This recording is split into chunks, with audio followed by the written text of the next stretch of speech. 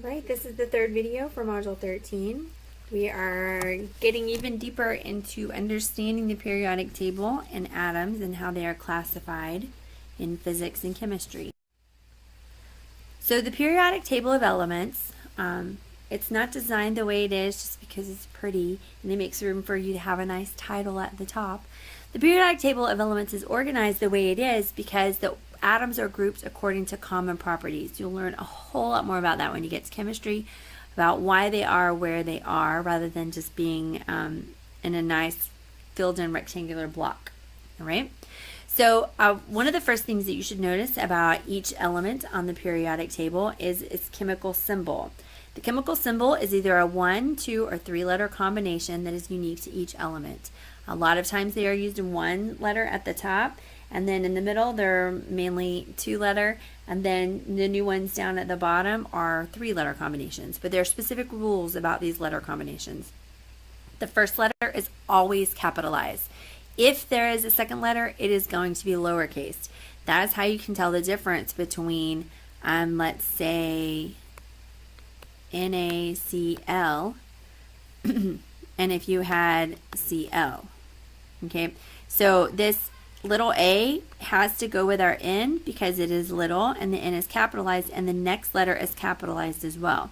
This L, you know that it is an L and not an I, because an I would look like this, right? And it's not capitalized, it is lowercase, so they go together. So this is sodium and chlorine, right? So if you had C and an L, I'm not even sure L is actually, L isn't actually one, so you wouldn't be able to do a Cl like that.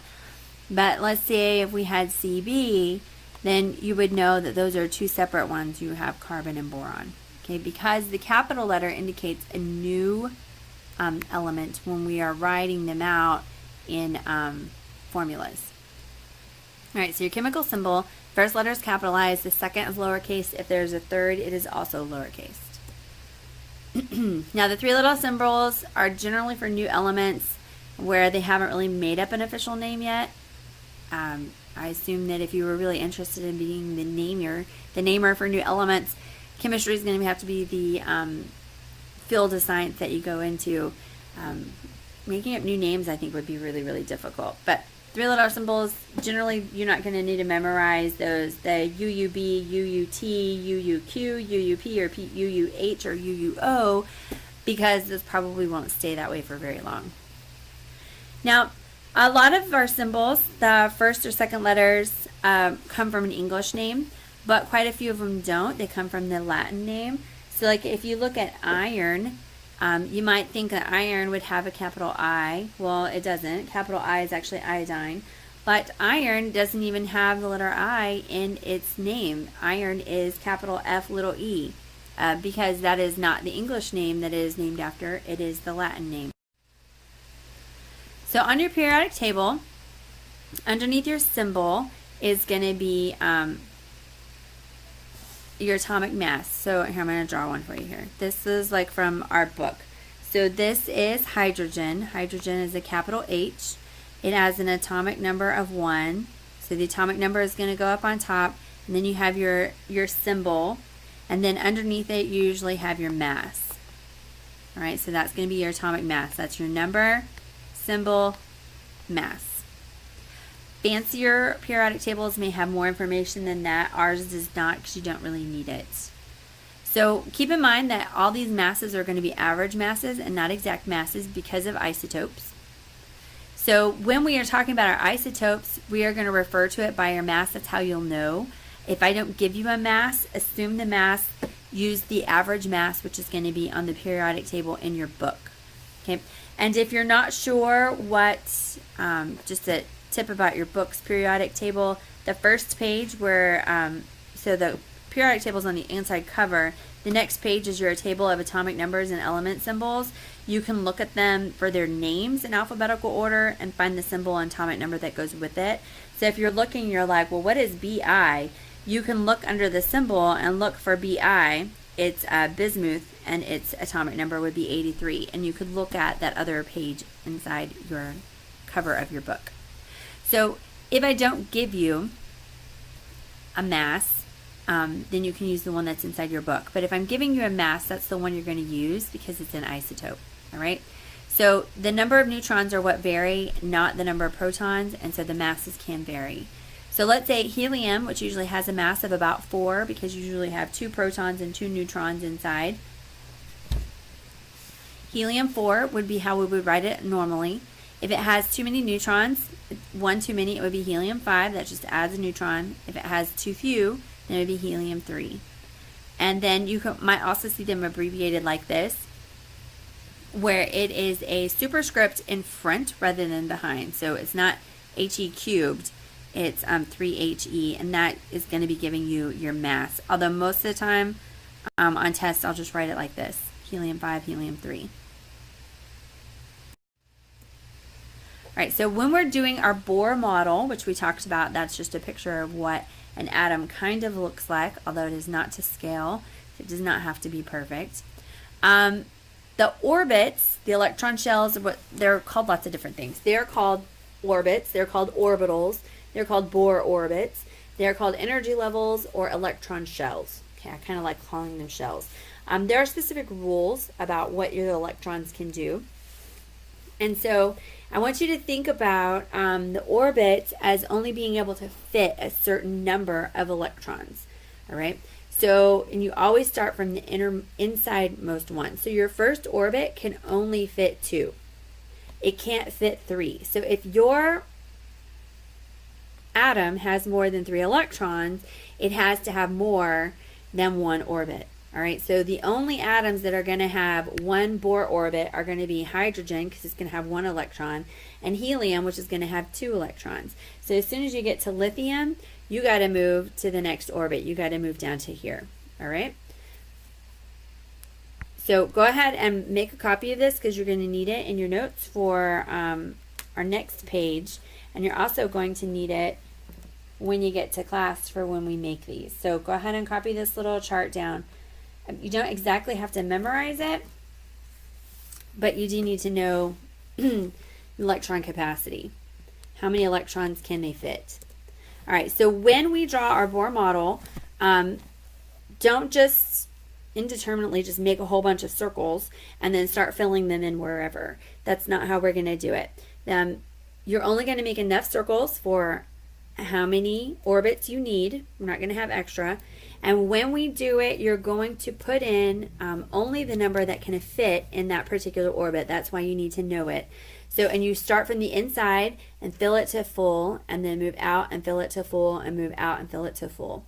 So just to give you an idea of what I'm talking about. So let's say that our atom is a circus, and we're trying to fill our clown cars. Okay, we have to start with the smallest clown car first, and it's a 2-seater, so it only fits 2. Well, we have more clowns than that, so we're going to bring out the 8-seater, and we're going to fill it to capacity before we bring out our 18-seater and fill it to capacity. All right. We are going to make a Bohr model of a silver atom. What you need to know, because you may not have your book with you, is that the atomic number is 47, and the atomic mass is 108. Right? So how many protons are in a silver atom? Well, it has to be 47 because that's what our atomic number is. Our atomic number is how many protons we have. How many electrons do we have in a silver atom? Well, the number of electrons and protons are going to be equal because these are electrically neutral. All right, so it's got to be 47. And how many neutrons?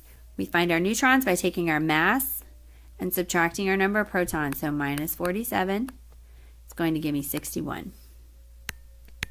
The protons and neutrons are super easy to put in our model. We're just going to write them in. I'm going to say my protons is 47 and my neutrons is 61. All right. The electrons are where it's a little trickier. So remember, we're going to fill up our orbital shells as far as we can. All right. So our first one will be 2. The next shell is 8. So that gives us 10 electrons. We need more electrons. The next shell gives us 18, which would put us at 28 electrons altogether. We still need more. So this is the first shell, second shell, third shell. Our fourth shell can fit 32. That would put us right at 60, which is enough. In fact, we won't use all of that one. So we're going to use part of our fourth shell, right? So we need to use all 4 shells. I would prefer when you write in your electrons that you do it neatly and not all squished, all right? So I like to make a pattern with mine. You can make whatever pattern you like, 'cause it doesn't really matter, right? So I'm going to say this first shell has 1, 2. I cannot put any more than 2 in there, and I promise I will be counting, so make sure you only put 2 in your first shell. My next shell, I can put 8. So I'm going to do 1, 2, 3, 4, 5, 6, 7, 8. We've got 10 all together now. Next one, I'm going to do 18.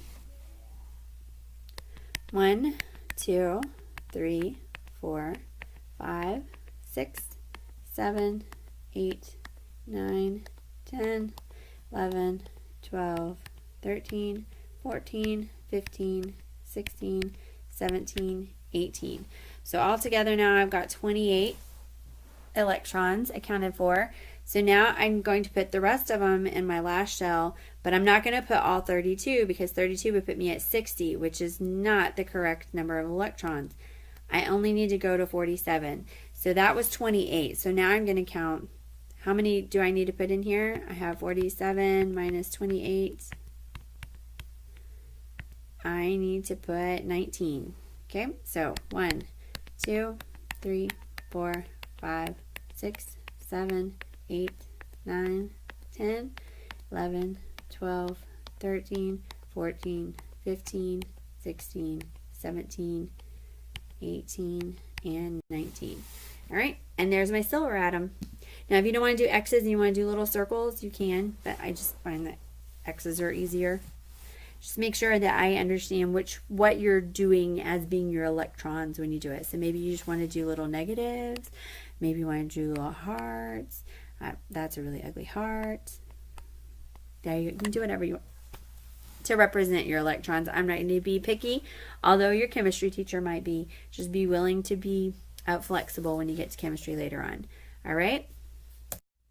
Go ahead and click on the link, complete the quiz. I'll see you in class.